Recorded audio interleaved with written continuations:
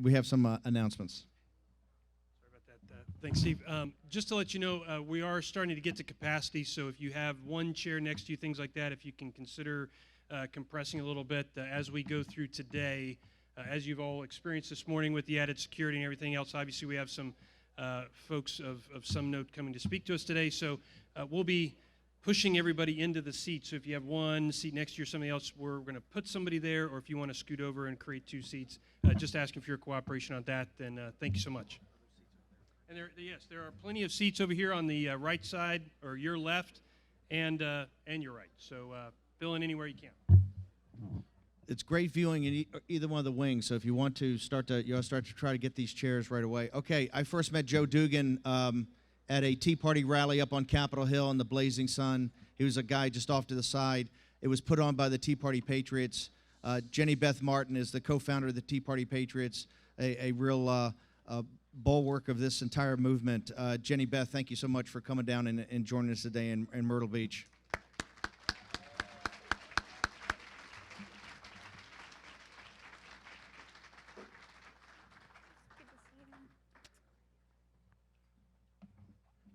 Thank you so much, Steve, and thanks to Breitbart for all that you do for our movement and for conservatism. And thank you to Joe Dugan and the entire team who organized and put this conference together today. It's such an awesome success.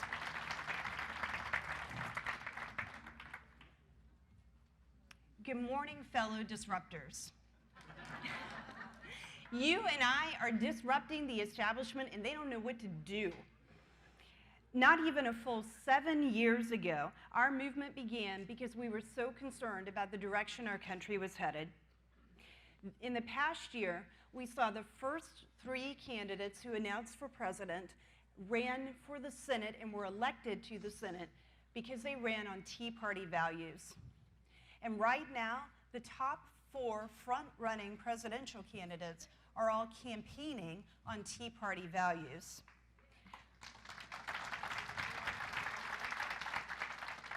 And we're seeing news reports, especially this week, coming out from the Hill and other places in Washington, D.C., saying the establishment really does not know what to do, and they're very, very concerned that someone who has our values might actually be elected president. We've come a long way. And by the way, before I get fully started, I want to let you know that our super PAC, Tea Party Patriots Citizens Fund, is doing an endorsement process right now. It is a grassroots process, and we have 4 different ballots. We're in the middle of our second ballot. The balloting ends for the second round today at 5 o'clock. So you can go to teapartypatriotscitizensfund.com, and you can cast your ballot right now to be a part of that process, and then you can still vote in the 3rd round and then in the final round. So be sure to go and do that, because it's supposed to be an endorsement from the Tea Party movement. So please take the time to do that and to participate in this process. Our Constitution gives us the power to overthrow our government at regular intervals. We have the right to change our government with ballots, not bullets. But it's up to us to exercise those rights. We only get the government we deserve. So I'm here this morning to talk to you about the challenges facing us this year. The challenges facing us as individuals, as part of a larger movement, as voters, and as a nation. And I'm going to issue a challenge to candidates for office, not just to Republicans, but to Democrats and to independents as well. And not just to presidential candidates, but to candidates for all offices, from school board to state house to the White House. So where to begin? Right here, right now. We must begin by recognizing that President Obama intends to milk every last drop out of his presidency that he can. He's not going gently into that night. He knows that as President of the United States, on any given day, He has more power to effect change than he will in all the years of his retirement. And he's made clear he intends to use that power right up to the very end. I've never met Barack Obama. I don't know what's in his heart, whether his intentions for our nation are good or not. But to do my job, I don't have to know what's in his heart. All I have to know is what are the results of the policies he promotes. All I know is what I see. And what I see all too clearly is that the policies he promotes and has promoted and enacted have been dangerous, have been disastrous for us. I'll assume he intends no ill will. But that makes his attitude toward the presidency and the Constitution that much worse. For he treats us, sovereign citizens, each of us endowed by our Creator with what our founders called unalienable rights, as though we are children in need of scolding. The great Christian author C.S. Lewis wrote about this in an essay he entitled God in the Dock. Of all tyrannies, a tyranny sincerely exercised for the good of its victims may be the most oppressive, he wrote. It would be better to live under robber barons than under omnipotent moral busybodies. The robber baron's cruelty may sometimes sleep. His cupidity may at some point be satiated. But those who torment us for our own good will torment us without end, for they do so with the approval of their own conscience. To be cured against one's will and cured of states which we may not regard as a disease is to be put on the levels of those who have not yet reached the age of reason, or those who never will. To be classed with infants, imbeciles, and domestic animals. So our first challenge is to keep close watch on this president as he spends his last 369 days in office to ensure that his efforts to do what he thinks best for us, Constitution be damned, do not succeed.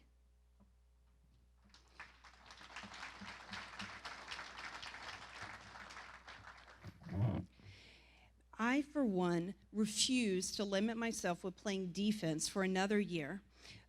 Or rather, I refuse to play defense for another year, 4 months, and about 60 minutes. Not that anyone's counting. I want to go on offense, and I want you to go on offense with me. And I want you to start right here, right now. Imagine with me in America, where our children have a brighter future because parents and teachers decide how best to educate their children without our federal funding being tied to Common Core education standards.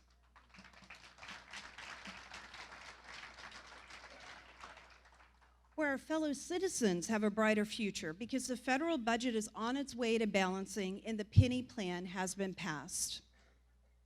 Where our neighborhoods and communities have a brighter future because our economy is growing faster and stronger, and we have a simpler, fairer, flatter tax system with reduced rates. Where our nation has a brighter and safer future because our borders have been secured. And where we all have a brighter future because we have better quality health care at lower cost because Obamacare has been fully repealed. And where our government is more responsive because we've enacted term limits for Congress.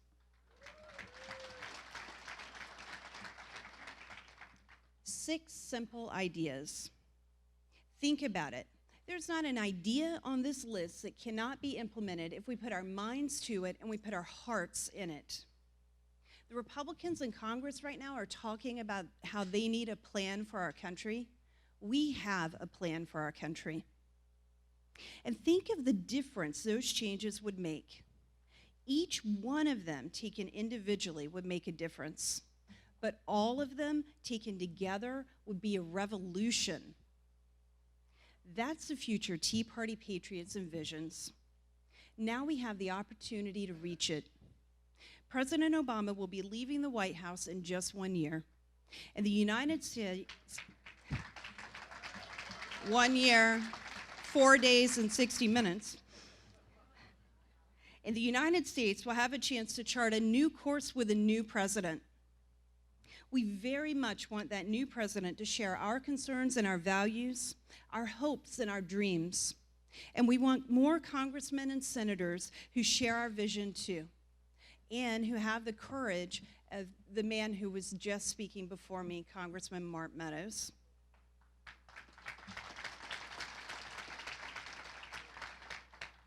To get to that future, we need to continue to elect people who champion our values while campaigning and who will follow through with votes based on constitutional principles. With even more of the right people in office, even with the historic majorities that the Republicans now enjoy, it's become clear to us that the underlying problem is that the pressure in Washington, D.C. to do the wrong thing is incredibly strong. And it's difficult and sometimes nearly impossible for the good men and women in Congress to do the right thing. Relying only on electing the right people is not enough. There's one more step, and that's my next challenge to you. We have to make all candidates see that what we want for our country is not only in our best interest, that it's not only in the best interest of our country, but that it's also in the candidate's best interest too. They need to see that by embracing our vision, our values, and our solutions will help get them what they want most, and that is winning their election. So that even if the wrong person is elected, they will do the right thing. And with that in mind, we at Tea Party Patriots have spent the last year developing a winning agenda for the American dream. We call this the Yellow Card Project. Through this project, we will make our agenda the driving force in Washington. Because winning the communications war isn't about the best argument. It's about controlling what the argument is about. Remember, in 2010 and 2014, when we controlled the debate, we won. But in 2012, we didn't control the debate, and we sure didn't see the results we were looking for. So it's about defining the terms of the debate. And because we define our core values as personal freedom, economic freedom, and a debt-free future, it should come as no surprise that we've developed an agenda with those values in mind. Let's start with personal freedom. We want Obamacare repealed. This law does more to destroy personal freedom than any law enacted in my lifetime. It destroys the doctor-patient relationship. It destroys medical privacy. And it destroys our right to spend our money as we see fit.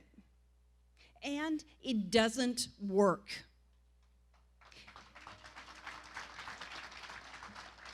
And as bad as Obamacare is, here's what's worse.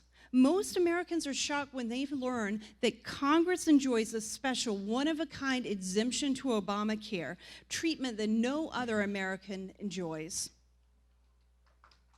We need to repeal the congressional exemption to Obamacare.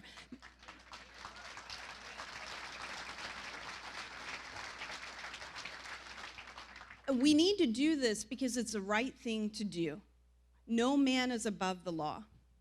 But we need to do it not only because it's the right thing to do, but also because it will increase pressure inside congressional offices. Republicans in Congress have finally realized, after not one but two terrible Supreme Court decisions, that they cannot rely on the court to repeal Obamacare. The fact is, to repeal Obamacare, we're going to need Democrat votes in addition to Republican votes. And if you want a Democrat to vote to repeal Obamacare, make his or her spouse and staff live under it the same way we do.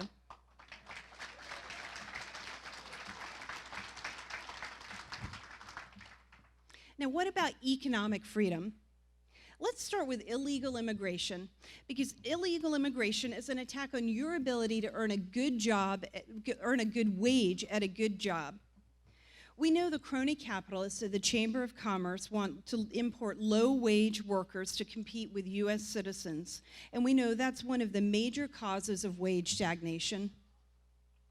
More importantly, we've seen in recent months that the holes in our immigration system, both in illegal and legal immigration, have led to terrible security lapses, which have led to the death of innocent Americans. Immigration, in a way too many Americans now understand, is a national security issue. So let's secure the border and let's enforce the laws that are already on the books.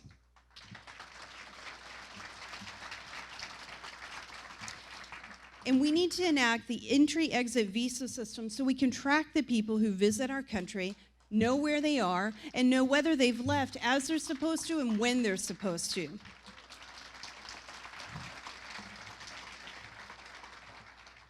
Even if we succeed in getting a handle on illegal immigration, that's not necessarily enough to help you find a good job. It's essential, but it's not enough. If you want to be able to compete for a good job in the economy of the future, you're going to need a good education. And that means no Common Core.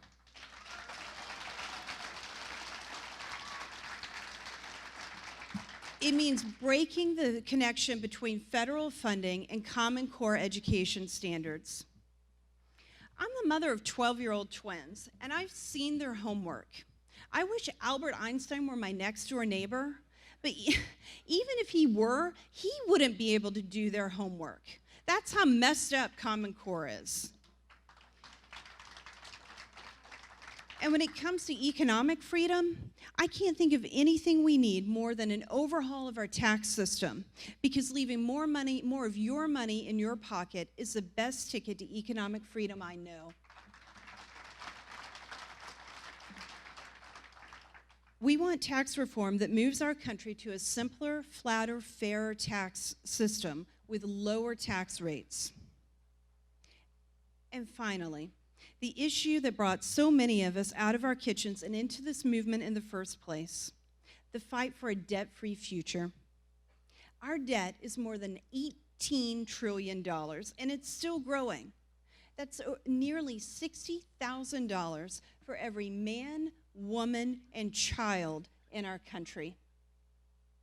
It's clear we need a balanced budget amendment to the Constitution so we can tie Washington's hands. And that balanced budget amendment must have a spending limitation provision in it. Otherwise, it will just keep increasing taxes to pay for everything. But we can't wait to ratify a balanced budget amendment. We have to begin the work on it, but that fight will take years to see to completion. So let's not wait. Let's pass a balanced budget right now, based on the penny plan. All Washington has to do is just spend 1 penny less out of every dollar it spent this year. And if they did that for 5 years, we'd have a balanced budget.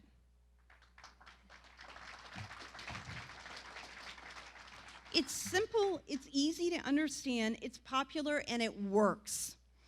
And really, if you want to get a handle on the national debt, you have to get a handle on Congress. The culture in Washington is so corrupt, the research shows the longer you stay, the more you spend. It's just that simple. The solution? Let's not let them stay that long. Let's pass a constitutional amendment establishing term limits. Yeah. Get the members out of Washington and out of Washington, D.C. before they become so used to that corrupt cesspool that they forget who they represent and who elected them in the first place. Amen. The Supreme Court, too. That's the winning agenda. It's broad and it's ambitious. And we know it's huge. with voters. We've polled and we've researched this, and Americans across the political spectrum support these issues, and they want our agenda adopted. Our agenda transcends party lines, and our success depends on gaining support from both sides of the aisle. This problem of how to actually get members of Congress from both sides of the aisle to vote together on the kinds of things we need to move the ball forward is not new. In fact, it's been around for a long time, and some of our nation's greatest minds have been vexed by it. Thinking about this very problem, Milton Friedman once wrote, "I do not believe the solution to our problem is simply to elect the right people. The important thing is to establish a political climate of opinion which makes it politically profitable for the wrong people to do the right thing. Unless it is politically profitable for the wrong people to do the right thing, the right people will not be able to do the right thing either. For if they try, they'll shortly be out of office." In short, that's exactly what our Yellow Card Project is all about. It's about changing the political climate and making it politically profitable for everyone on both sides of the aisle, inside and outside of Washington, D.C., to do the right thing. So we've laid out our agenda, and we're training people all across the country. We're recruiting those who agree with us to help drive the political conversation. We want this election to be devoted to a discussion of our values and our hopes for the future. But we can't do this alone. We need your help. So right now, just go to yellowcardproject.com and give us your email address. Or even better, you can text Yellow Card, and that's all one word, Yellow Card, to 313131. Go ahead and take out your phones right now. They're probably in your hand already anyway. And text Yellow Card to 313131. And now finally, our challenge to candidates. Treat us like adults. Please. We know we have problems, and we know these problems are hard to solve. You do us no good, and you do the country no good when you treat us as if we're children. Don't lecture to us, don't patronize us, and don't condescend to us. Remember, we are your bosses. We're the ones who put you in office, and you're supposed to be working for us.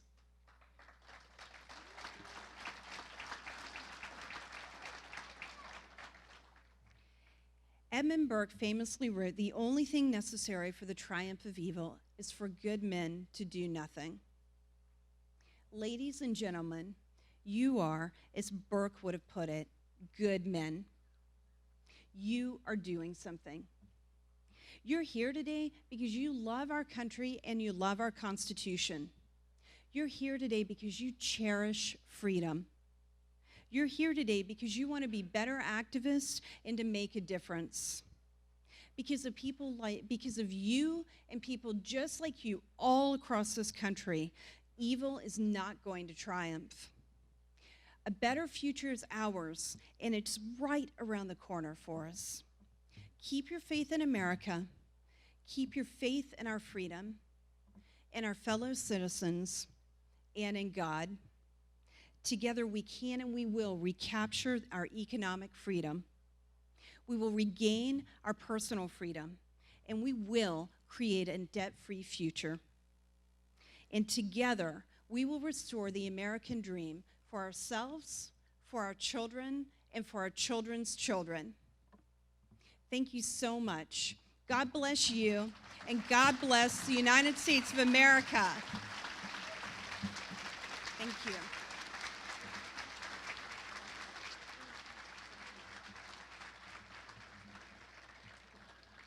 Thank you, Jenny Beth.